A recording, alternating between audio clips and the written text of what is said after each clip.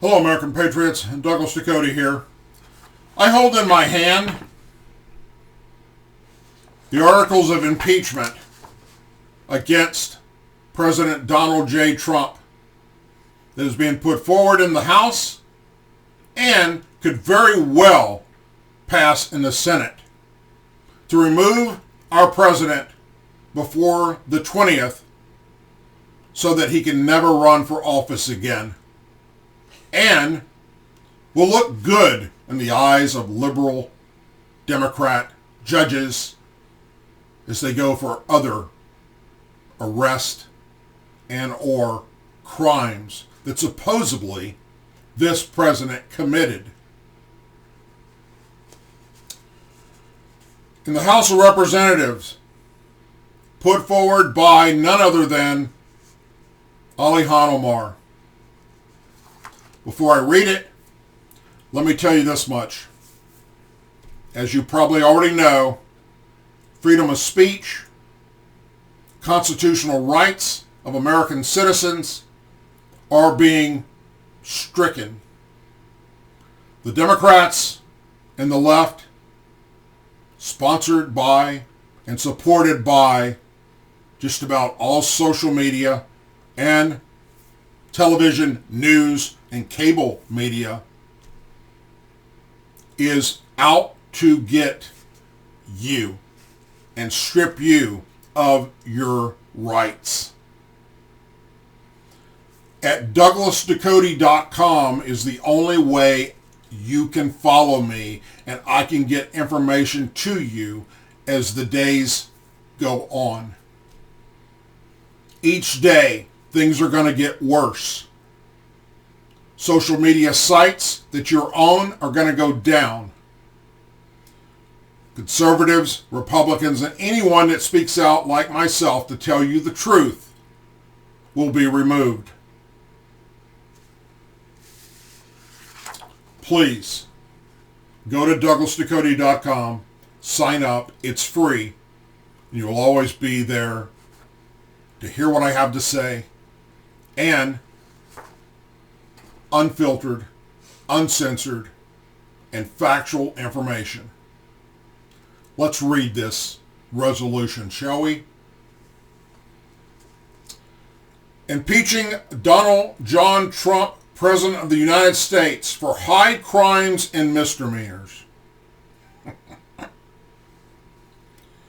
Resolved that Donald J. Trump, President of the United States, is impeached for high crimes and misdemeanors, and that the following articles of impeachment is exhibited to the United States Senate. Articles of impeachment exhibited by the House Representatives of the United States of America in the name of itself and of the people of the United States of America against Donald J. Trump, President of the United States of America, in maintenance and support its implement against him for high crimes and misdemeanors of impeachment. Article 1.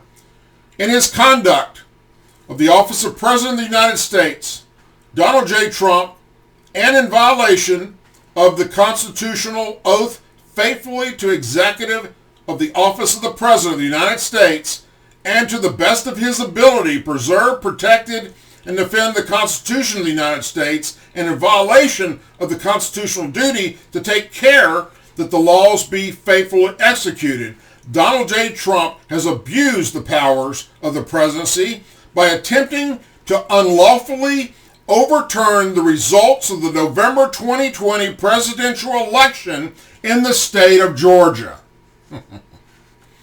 On January 2nd, 2021, President Trump violated his constitutional duty to take care that the laws of the United States be faithfully executed when, on a recorded call, he repeatedly asked Georgia Secretary of State Brad Raffensperger to overturn the finalized and verified results of the November 2020 presidential election in the state of Georgia.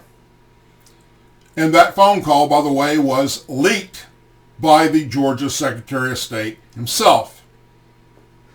President Trump misused the powers of his office by threatening an elected official with unspecified consequences if he failed to pursue the president's false claims and attempt to coerce an elected official to commit fraud.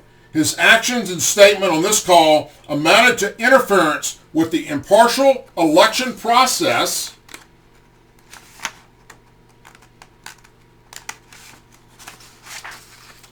direct contravention of both federal law and the laws of the state of Georgia.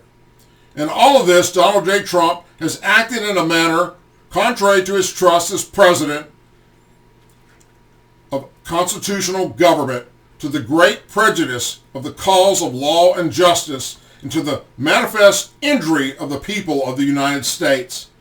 Therefore, Donald J. Trump, by such conduct, warrants impeachment and trial, removal from office, and disqualification to hold and enjoy any office of honor, trust, or profit under the United States.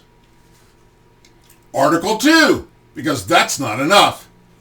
In his conduct of the office of President of the United States, and in violation of his constitutional oath, faithfully to execute the office of the President of the United States, and to the best of his ability, preserve, protect, and defend the Constitution of the United States, and in violation of his constitutional duty to take care that the laws be faithfully executed, Donald J. Trump has abused the powers of the presidency to incite violence and orchestrated an attempt coup against our country.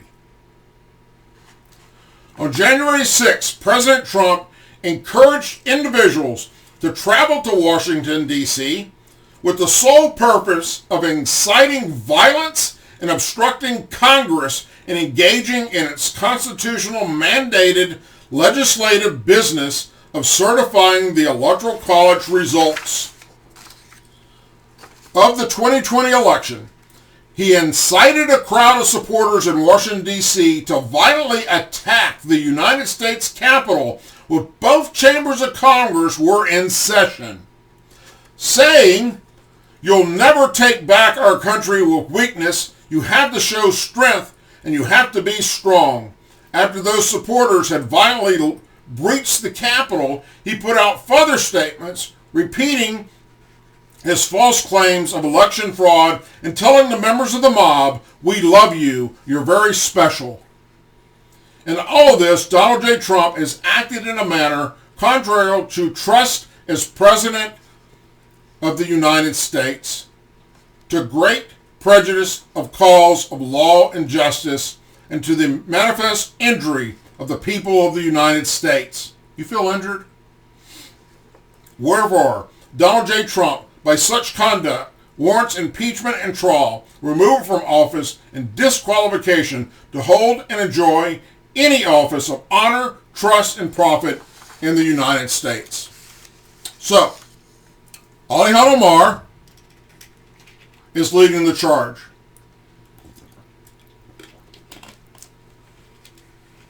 It is approved by Nancy Pelosi, who tomorrow will bring it to the floor. So let's discuss exactly what inciting violence Trump did. I have the tweets right here. Screenshotted them. Saved them. At 1:38 p.m.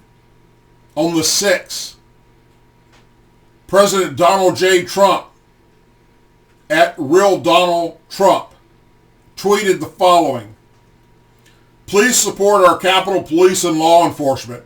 They are truly on the side of our country. Stay peaceful." At 2:13 p.m. on the 6th, Donald J. Trump, at Real Donald Trump, tweeted, "I am asking for everyone at the U.S. Capitol to remain peaceful. No violence. Remember, we are the party of law and order. Respect the law and our great men and women in blue. Thank you." So, just because Ilhan Omar and all of the Democrats and now many Republican members of Congress and the left and all of the drive-by media are telling you a lie. President Donald J. Trump is not guilty of high crimes and misdemeanors under what I just read to you. These people are high on some type of narcotic that is affecting everything about their senses in their brain. This is absurd. And they want millions of Americans to believe that Donald Trump incited the violence, that he wanted to overthrow Congress, and that he directed what took place by only a few select people of that entire crowd of thousands. Sadly, we can no longer trust the media. They're now drumming up everything that the Democrats and liberals are spewing as if it were true. It is not. And I will repeat one more time, just in case anyone missed it. At 1:38 p.m. on 1/6/21, Donald Trump tweeted, "Please support our Capitol Police and law enforcement. They are truly on the side of our country. Stay peaceful." At 2:13 p.m., Donald Trump tweeted, "I am asking for everyone at the U.S. Capitol to remain peaceful. No violence. Remember, we are the party of law and order. Respect law and our great men and women in blue. Thank you." And then Twitter removed him. So now, Twitter removed him, Facebook removed him, and now the left and the Democrats and the drive-by media can spin the narrative however they want and tell you blatant lies and expect you to believe it. It's a sad time in American history right now. It's absolutely disgusting where we're at. If you haven't already done so, please go to DouglasDucote.com so that we can stay in touch with one another. Sign up. It is free. It costs you absolutely nothing, because social media is stripping me of my First Amendment rights, as they have done with many, many conservative and Republicans and anyone who supported President Trump. As always, please say a prayer for our men and women serving the United States military, our veterans, our law enforcement officers, our first responders, their families, our angel families, our blue and gold star families, our president, and our country. God bless you, everyone, and I'll be seeing you soon.